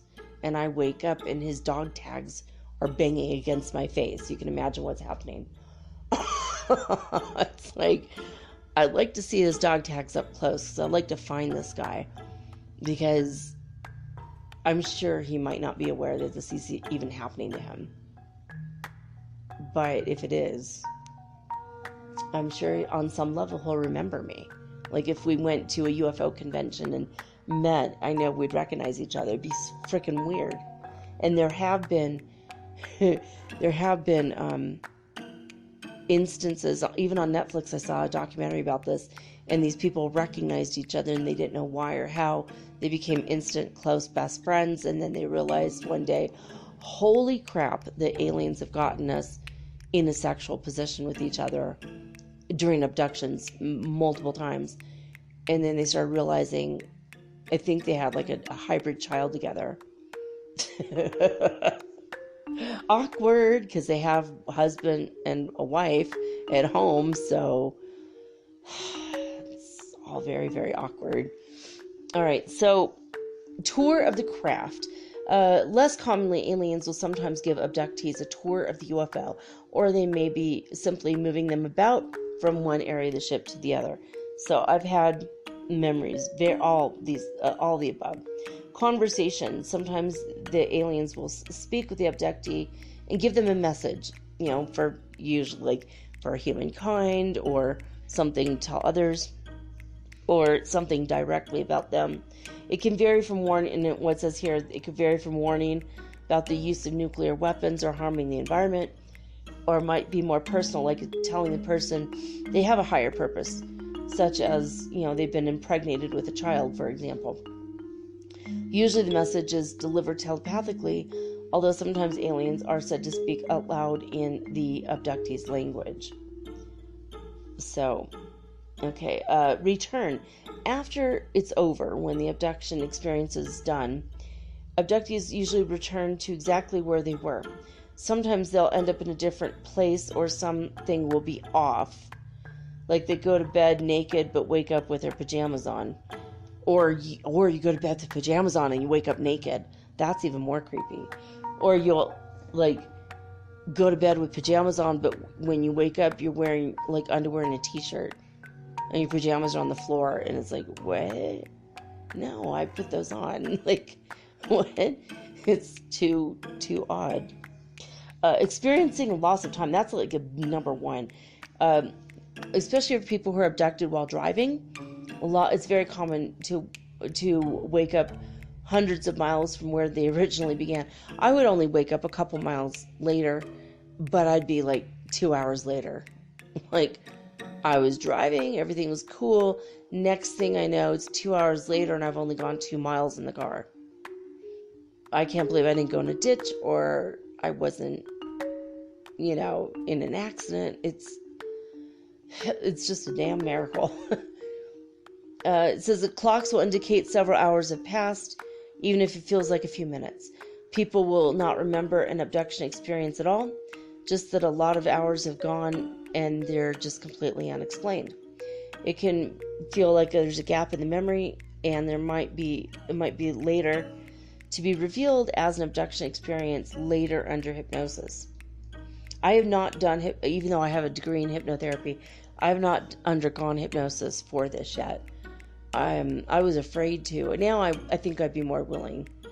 One of the most famous guys that does this, I met him at a party once, and he wanted me to do it and record it and maybe put in a book, just so we have it. And I never did it. I was terrified. But I think if he listens to this, I would be willing. Come down to Ecuador, we'll do this. I don't mind doing it now. Post-abduction effects. So, an abductee may suffer from a variety of physical or psychological impacts of their experience. You'll feel, sometimes you'll have physical signs like cuts, scars, embedded microchip implants, or other physical evidence of medical procedures that have been completed.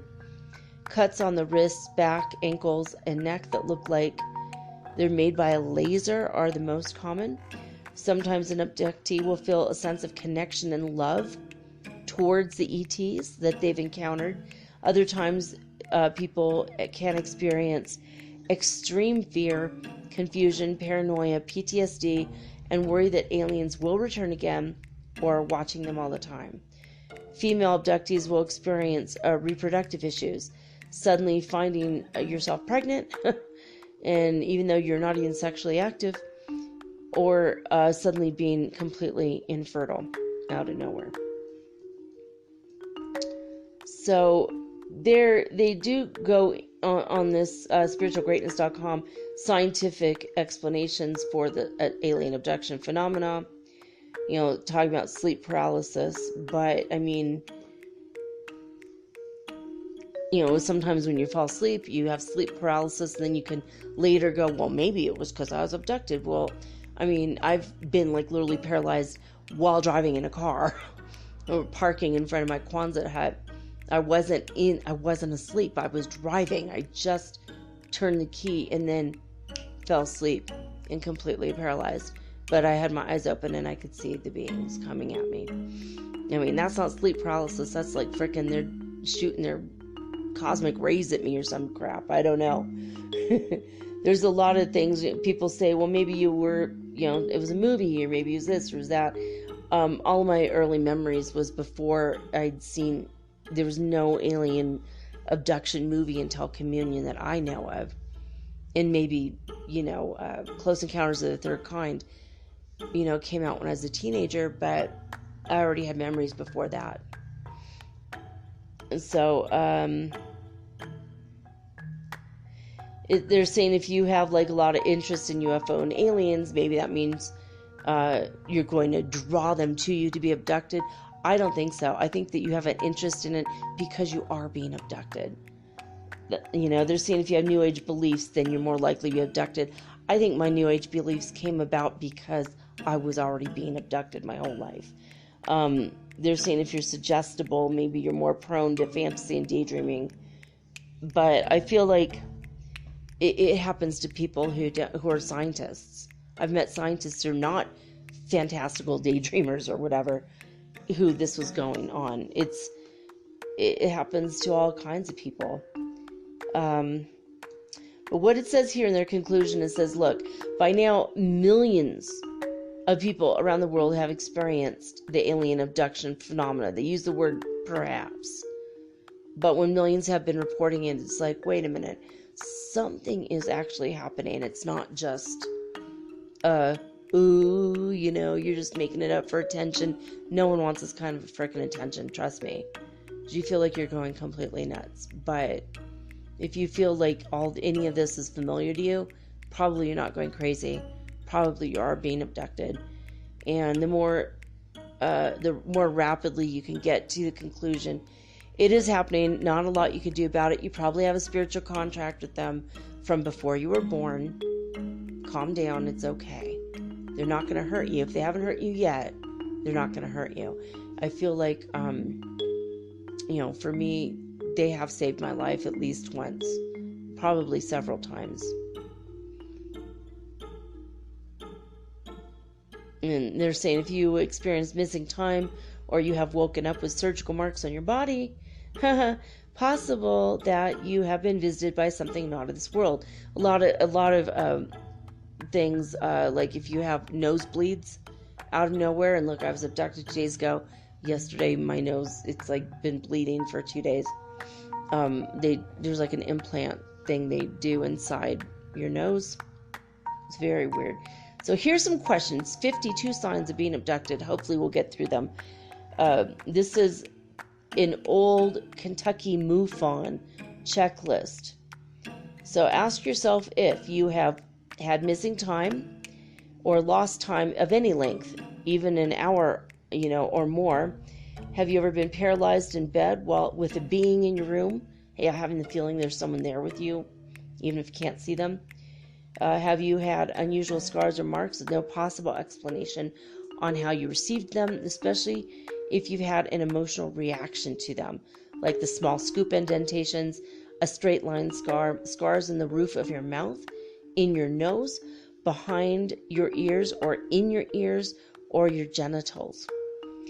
4, have you seen balls of light? Have you seen flashes of light in your home or other locations? Oh my God, I thought they were fairies. Yeah, I've seen that a lot. 5, have a memory of flying through the air, which could not be a dream? Yeah, a lot of times. 6, have a marker memory that will not go away, like an alien face or an examination, a needle, a table, a strange baby, etc. Yeah, I've had I've laid on like a silver metal table, and sometimes there's a white sheet over it. Sometimes it's just a metal table, very shiny, very clean. 7, seen beams of light outside your home, come into your room through a window. 8, have had dreams of UFOs, beams of light, or alien beings. 9, have had a UFO sighting or sightings in your life. 10, have you had cosmic awareness and interest in ecology, the environment, vegetarianism, or are very socially conscious? 11, have a strong sense of having a mission or important task to perform without knowing where this compulsion came from. 12, have you had unexplainable events occur in your life and felt very strange and or anxious afterwards? And for 13, for women only, have you had a false pregnancy or a missing fetus? Like you're pregnant and then suddenly you're not pregnant anymore, or you're pregnant and then you go to give birth and there's no baby there. That happened to my adopted mom, and that's why she ended up adopting me. So now and she did see a UFO when she was a kid. So that's very odd. 14, have awoken in another place than where you went to sleep, or you don't remember ever going to sleep. Or if you end up like upside down in bed, like your feet at the head of the bed, or you wake up in your car where you were sleeping in your car, which makes no sense. That's happened to me too. 15, have you had a dream of eyes, such as animal eyes, like an owl or a deer? Or you remember seeing an animal looking in at you? And if you have a fear of eyes, when you see eyes, like an owl especially, they don't say an owl.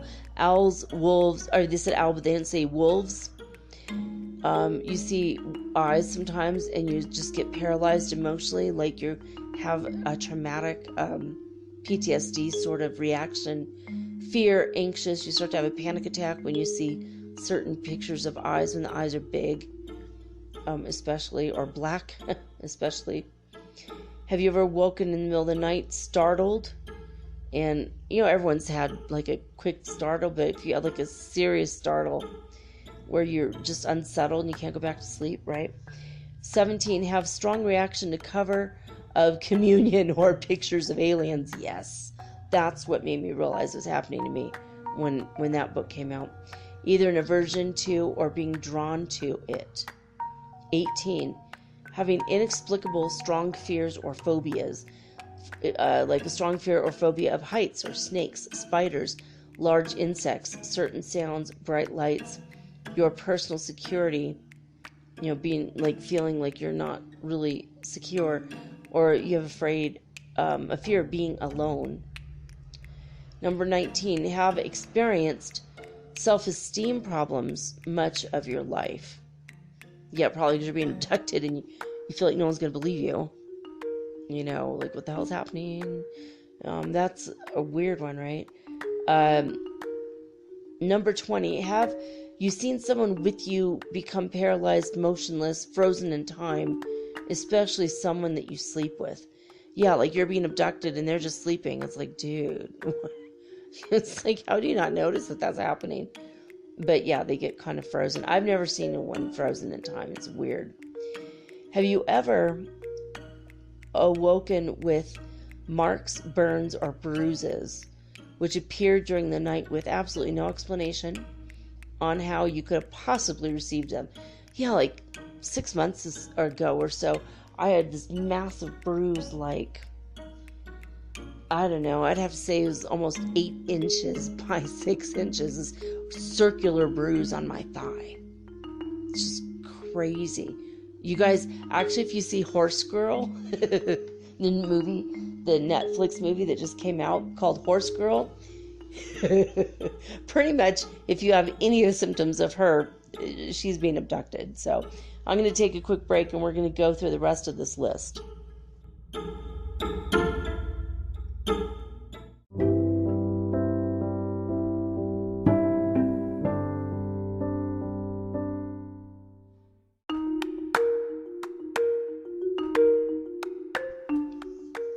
All right, so number 21 is, I already read this one, but I read it again. Have you ever woken up with marks, burns, or bruises which appeared during the night with no explanation on how you possibly could have received them?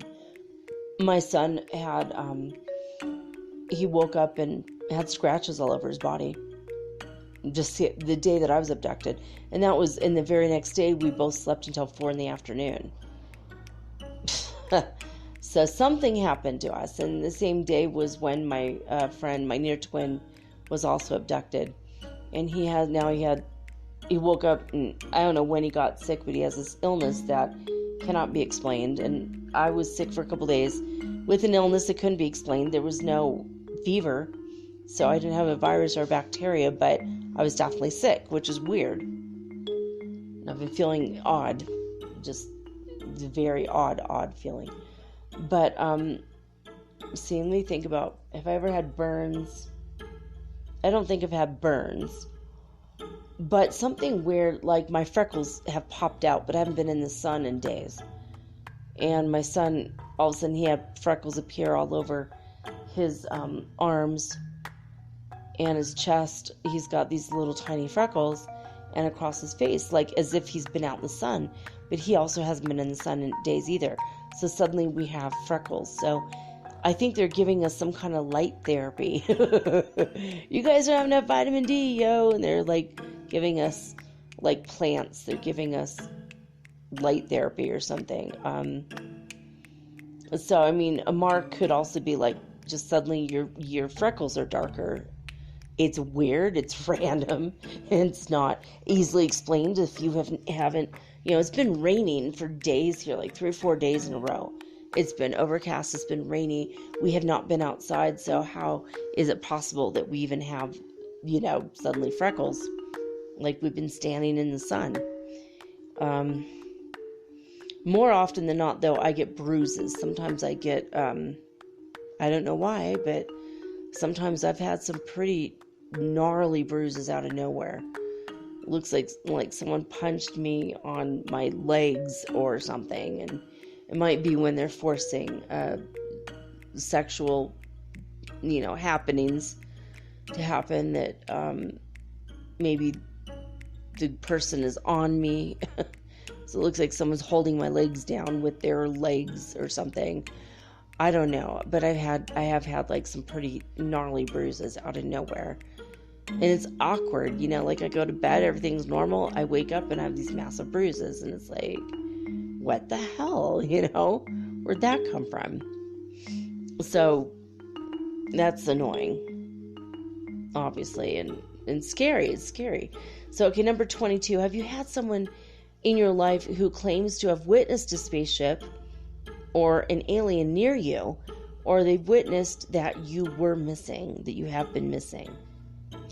Yeah, I did. I have my parents missing me all the time. 23, have you had at any time blood or an unusual stain on your sheet or your pillow with no explanation of how it got there? When I was very little, I had blood spots on my pillow quite often. In fact, that makes me think about this because the sheets on the bed that I'm on now, there's a lot of little spots of blood. They've been washed, but it's like stained. 24. Have you had an interest in the subject of UFOs or aliens, perhaps compelled to read about it a lot, or an extreme aversion towards the subject, one way or the other? Yeah, I think that if you're being abducted, you're going to be super interested or absolutely terrified, one or the other. 25. Have you been suddenly compelled to drive or walk to an out-of-the-way or unknown area? Holy crap, didn't I just tell you guys this, like, the beginning of the show? Yeah, this is, I'm reading these for the first time right now, so yeah, absolutely.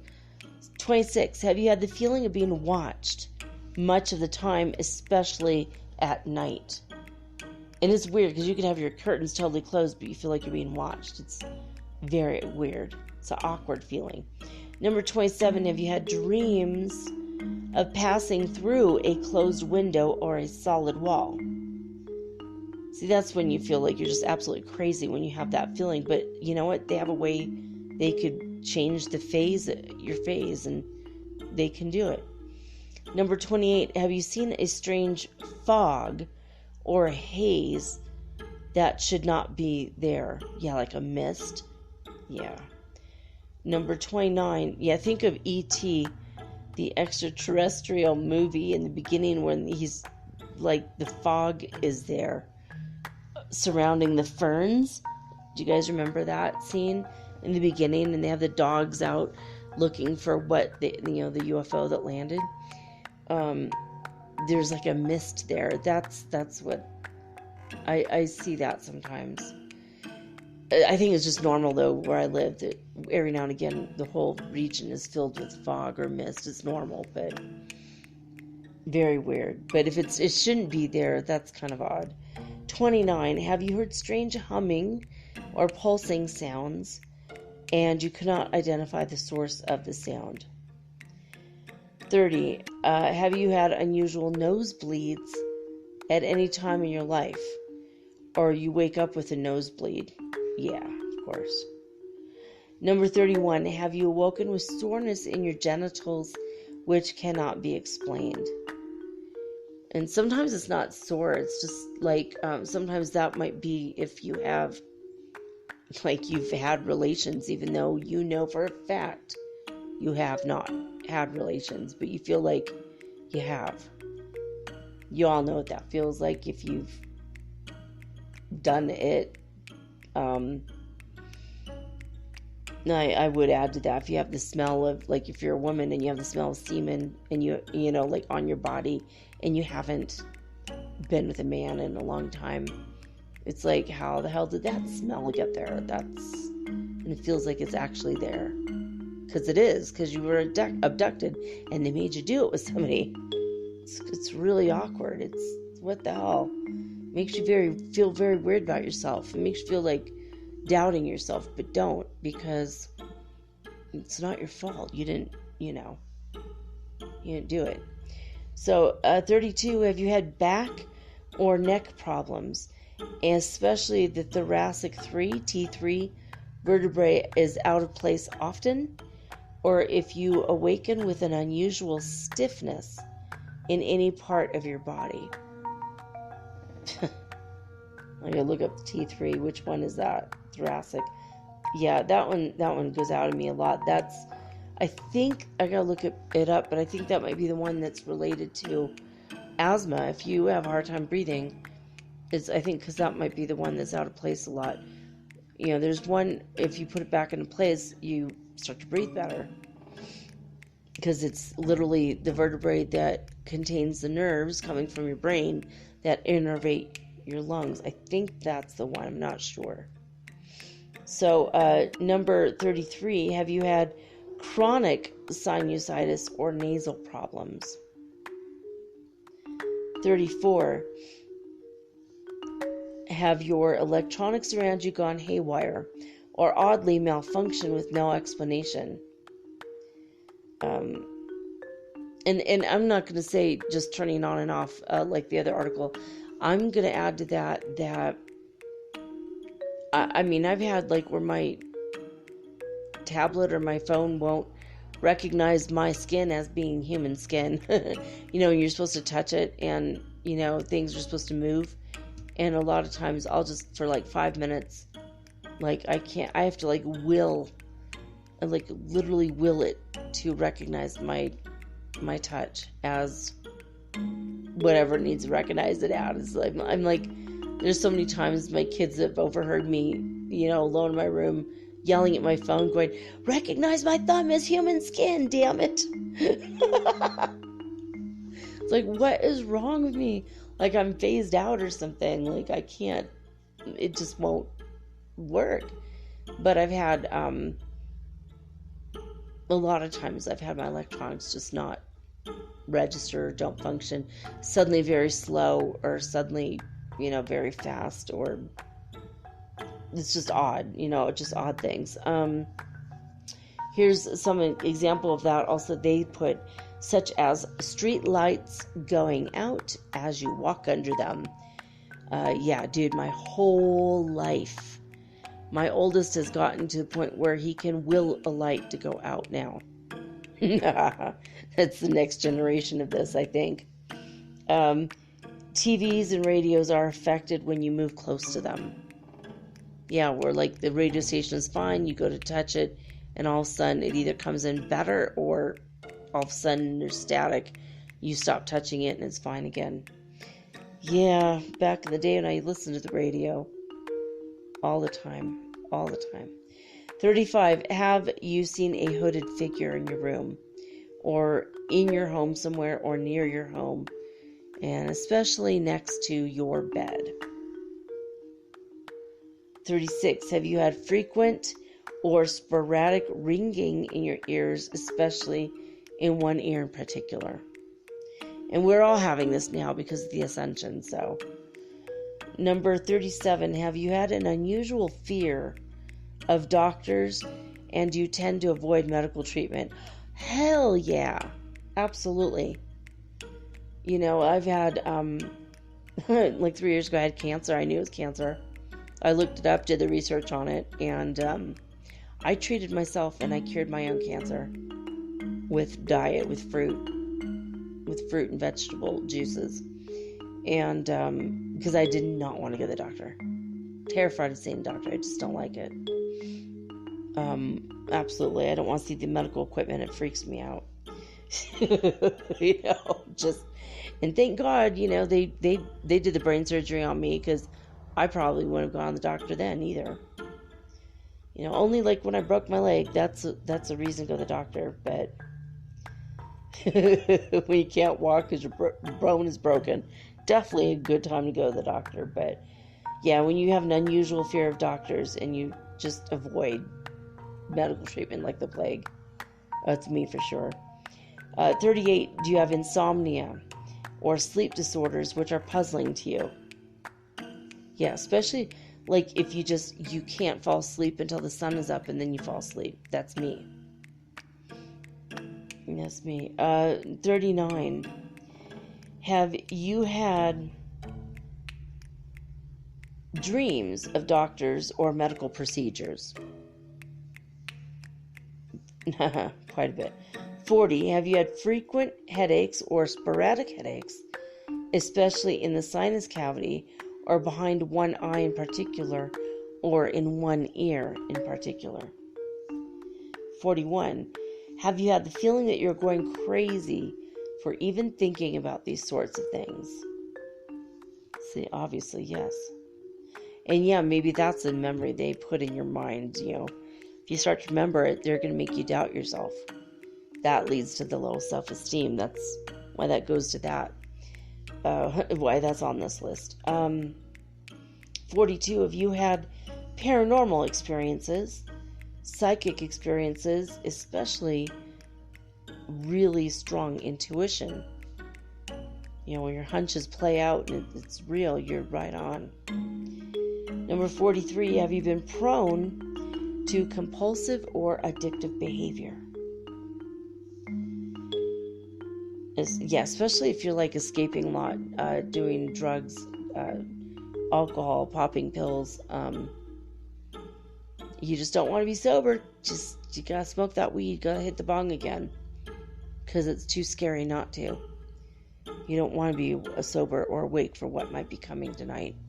That kind of feeling, that's very highly likely what's going on.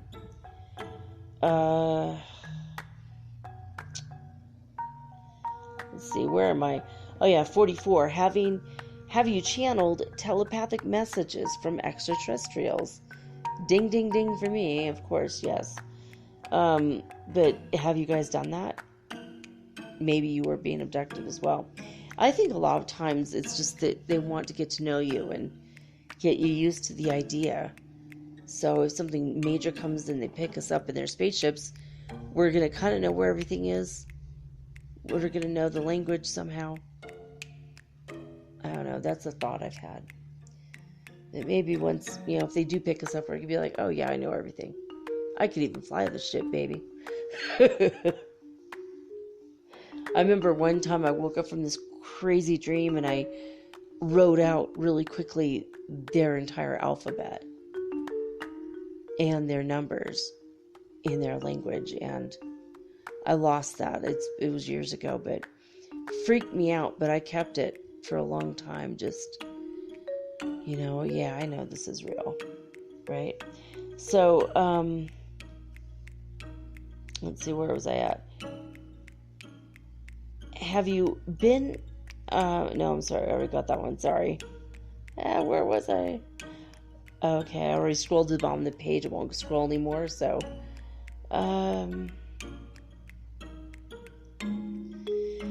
45, have you been afraid of your closet now or as a child? Have you been really afraid of what might be in your closet? More so than just a general fear.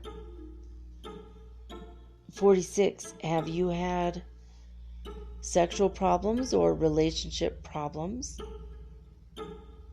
such as a mysterious feeling that you must not become involved in a relationship because it would interfere with something important you have to do?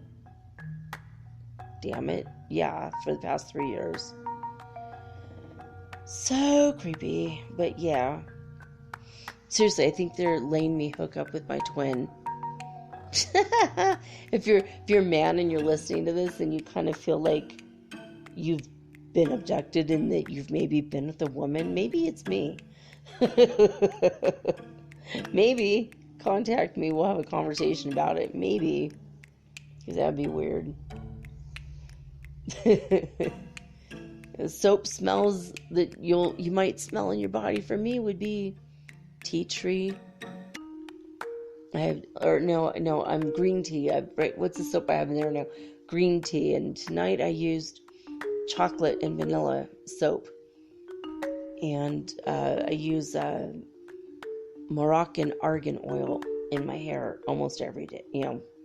Almost for months the same. Argan oil is the scent.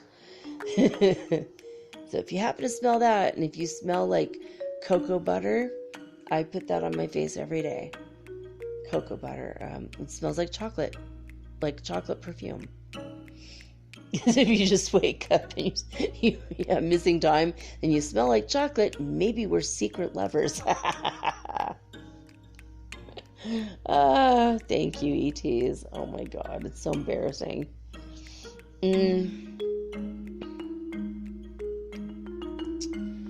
This one I don't have anymore, but I used to have this one. 47. Have to sleep against the wall or must sleep with your bed against a wall. Or you sleep with your back against the wall because you're scared. Yeah, that was me for years. Number 48. Ask yourself if you have a difficult time trusting other people, especially authority figures. Yeah, for sure. 49. Have you had bad dreams or had dreams of destruction or catastrophe. Oh yeah, I had a dream of tsunamis off the coast of Santa Barbara. I had a dream that there was a tsunami coming in Florida, and that I was watching someone's kid in a high-rise condo, I think in Miami. And I called another friend of mine who showed up with his helicopter, and we hopped on board through the window right before the tsunami hit and the building collapsed. I've had dreams like that. It's really creepy. The earth changes. Dreams.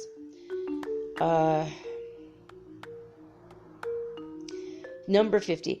Have you had the feeling that you are not supposed to talk about these things? Or that you should not talk about them? Yes, and I'm bringing it all out now because I want you guys to be aware. If it's happening to you, be aware of it. Don't be afraid of it, just be aware of it. Know that you probably have a contract with these people, and you're helping them survive. So it's kind of a noble and worthy cause, even though it feels really creepy and weird and causes a lot of PTSD and anxiety and panic. But on some level, you're doing good, you know. Number 51, have you tried to resolve these types of problems, but really with little to no success? I mean, even if you undergo hypnosis and you learn more, it's still doesn't get resolved because you're just like, it's an ongoing issue. Number 52, do you have many of these traits, but you cannot remember anything at all about an alien encounter or seeing a UFO or being abducted? You don't have any memory of it, but you have several of these traits, and you're just like, okay, like you're an alcoholic and you've got a strong intuition, and you keep having dreams about destruction and catastrophe. That would be a sure sign that, hey, might be something else going on there than what you're aware of. Anyway, creepiest list ever, but it's true. It's that all this, I agree with all of it from my experience. Absolutely. I've had dreams about people and then I meet them later. I have dreams I'm on ships with people. I'll run into them later. And then I don't remember that I know them from that. I'll just feel so close and love them so much, even though I've known them for like an hour. And then later realize, oh, I've known you for years. We've been abducted together. It's not something you want to bring up at a party, but it does happen. It does happen. All right, guys, that's it. That's enough, right? 52 signs. We've probably gone over 60 signs. But yeah, there it is. There it is. All right, well, that's it, guys. I'm tired. I feel like, am I gonna be abducted tonight? No. No. Was I abducted earlier? No. I'm tired. I'm having a cosmic nap situation happen. I can barely keep my eyes open and function. And I know it's this massive energy coming in. I don't know what it is. I feel like it's a pulse wave from something in outer space. But it's not the sun. Something else. I'm so tired out of nowhere. I'm getting that it's they're reflecting or deflecting energy through our sun portal, and it's affecting us at this point very strongly. So if you guys feel it, then it's probably real, right? Anyway, that's it, you guys. I wanted to remind you, please put in your calendar for July 1st that you're going to nominate me for the People's Choice Podcast Award as we get closer to that, I'm going to have I'll make like a little commercial for every episode, just so you know that, it's coming up and where to sign up and everything. Just mark it in your calendar now. By July, I'll have all the information, probably in June. But anyway, I love you guys. Thank you so much for your loyalty, liking, subscribing, sharing, and the like. I'm glad you're here. You are my #soul tribe. You are my #soul family. So, really grateful to have you around. I hope this episode did not scare you too much. A lot of people are really, really afraid of this sort of thing. I don't think it's something we should shrink away from. I think we should be open-minded enough to want to get to know our ET brothers and sisters and learn more about them, and eventually we'll have cultural exchanges, I think. We're going to start the Pleiadians. The Pleiadians are more earthling-like than anyone else, so I'm sure they could be the ones to land first. I'm excited about it, though, because I've been expecting this almost my whole life, so it's pretty cool. Anyway, again, thank you so much for everything. I love you guys so much. I will be back tomorrow with all unique original programming, just like always. Tomorrow is Friday's show, and then I'll take the weekend off. But tomorrow, since it's Friday, we're going to do Earth changes, and if there is more time at the end of the show, maybe we'll do a little bit more weird news. That was super fun last week, so we'll try to do that again this week. Anyway, that's it for now, guys. I'm signing off with peace and joy and the high vibes of the Holy Fifth Dimension. Until next time, peace.